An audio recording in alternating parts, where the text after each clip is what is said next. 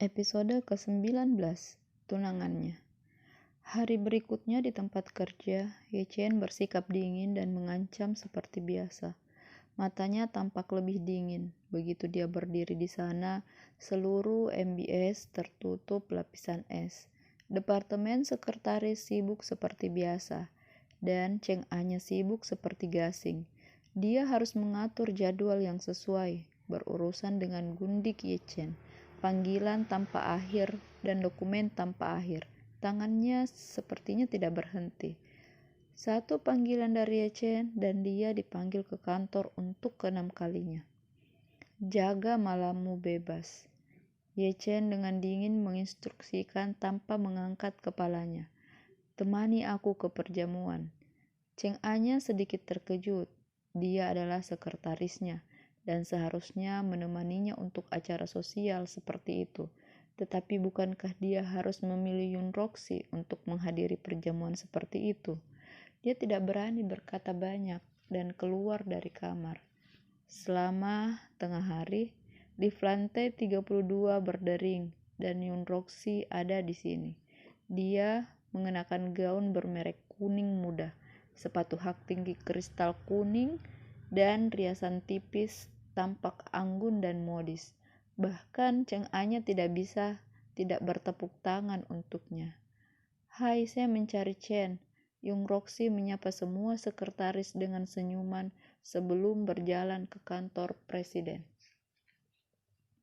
Cheng Anya berdiri sambil tersenyum dan dengan sopan berkata, Nona Yun, Presiden Ye telah menginstruksikan kami bahwa tidak ada yang boleh mengganggunya. Bisakah Anda menunggu sementara? Saya memberitahu dia. Yun Roxy tercengang karena ini adalah pertama kalinya seseorang berani menghentikannya. Dia tidak bisa tidak melihat Cheng Anya lagi. Dikabarkan bahwa Ye Chen memiliki sekretaris wanita baru yang cakap, sekretaris terbaik di London. Namun dia tampak terlalu muda dan terlalu cantik. Dia tampak seperti permen mata. Yun Roxy tidak senang, tetapi Cheng Anya sudah menekan bel untuk memberitahu Ye Chen. Dia memiliki suasana hati yang temperamental baru-baru ini dan dia lebih baik membaca buku.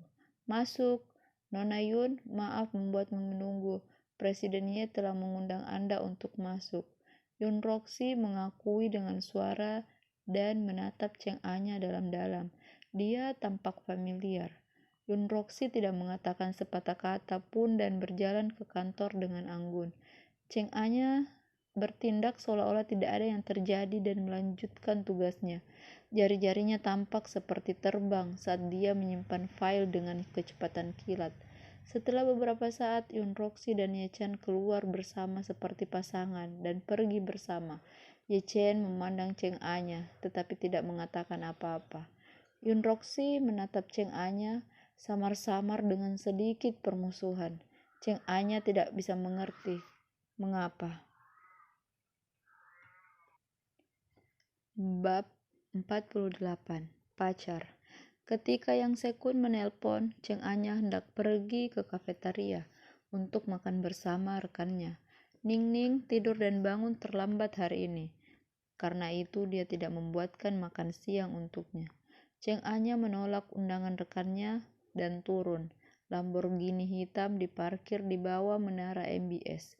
Yang Sekun memegang buket besar mawar dan bersandar di pintu mobil, tersenyum ringan dan lembut. Merasa malu, Cheng Anya berlari dengan langkah kecil. Senior, mengapa kamu di sini? Dia benar-benar malu karena dia bahkan membawa buket mawar yang begitu besar. Saat itu jam makan siang. Ada karyawan MBS yang keluar masuk gedung, memandang mereka dengan heran dan ambigu. Dia bisa menjamin bahwa rumor akan ada di mana-mana. Bukan rahasia lagi bahwa Yaohua dan MBS telah bersaing selama bertahun-tahun. Mereka biasanya berkompetisi secara diam-diam, tetapi di depan umum mereka tampak seperti berada di jalur mereka sendiri. Selama 2 tahun terakhir, Tuan Yang dan Tuan Muda ketiga Ye telah membawa persaingan ke titik terang dan perang di mana-mana. Karena itu, persaingan antara kedua keluarga beralih dari pribadi ke publik. Meskipun kedua keluarga itu bersaing, mereka bersahabat dengan cara yang sangat istimewa. Tidak ada yang bisa memahami hubungan antara keluarga Ye dan Yang. Ini adalah pertama kalinya dalam sejarah ketika Tuan Yang berdiri di depan menara MBS dengan begitu berani. Pacar Yang Sekun adalah sekretaris Ye Chan. Berita ini benar-benar sensasional. Untuk menjemput pacarku untuk makan siang. Yang Sekun tersenyum lembut. Tatapannya begitu memanjamkan sehingga air hampir bisa menetes ke bawah. Dia dengan lembut mendorong buket itu ke tangan Cheng Anya.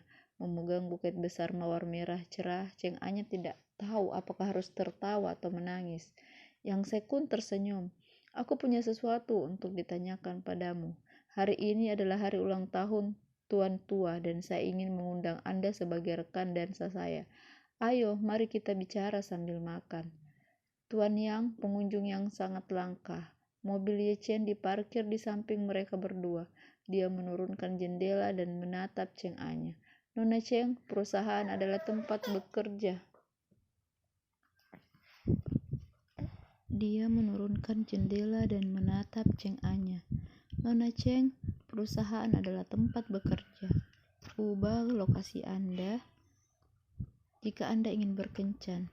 Jangan mempengaruhi citra perusahaan MBS karena berita antara Ye dan keluarga Ye yang sudah cukup.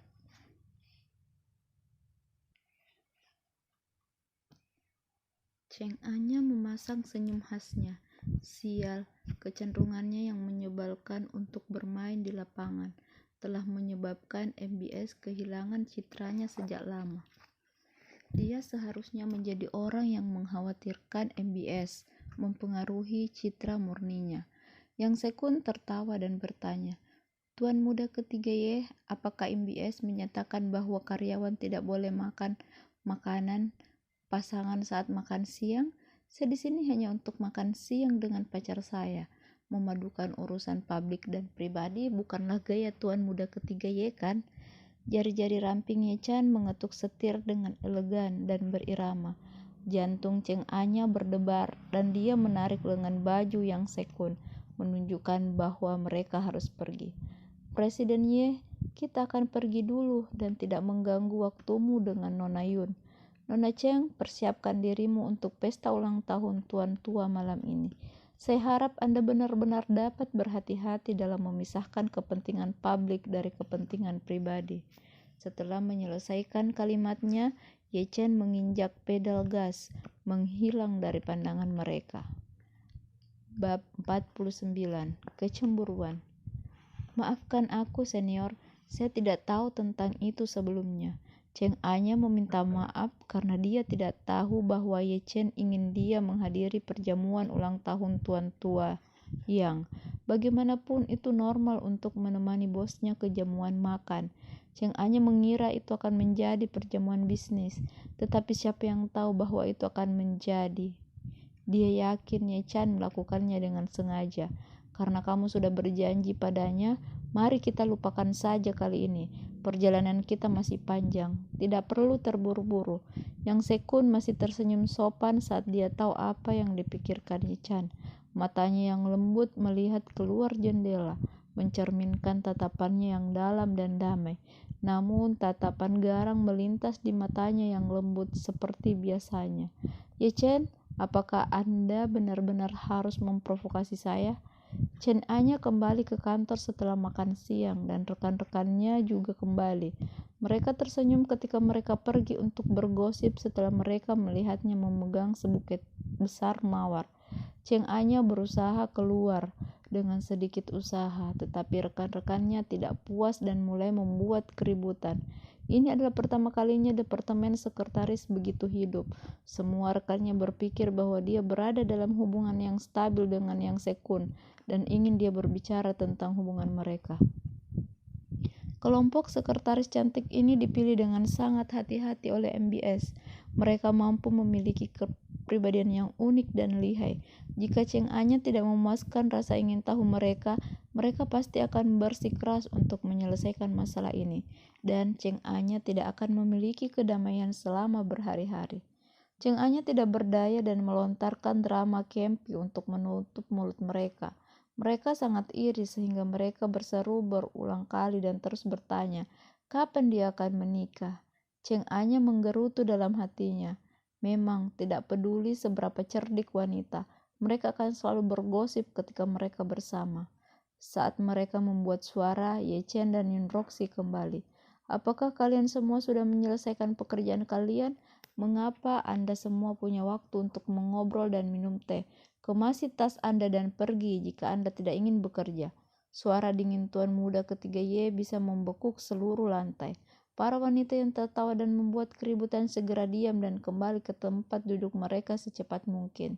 Mata dinginnya Chan menyapu Chen Anya dan melihat buket besar mawar. Dia langsung merasa bahwa itu tidak menyenangkan untuk dilihat dan pergi ke kantor presiden tanpa mengucapkan sepatah kata pun, menutup pintu dengan keras. Yun Roxy menatap pintu dengan heran dan menatap Cheng Anya.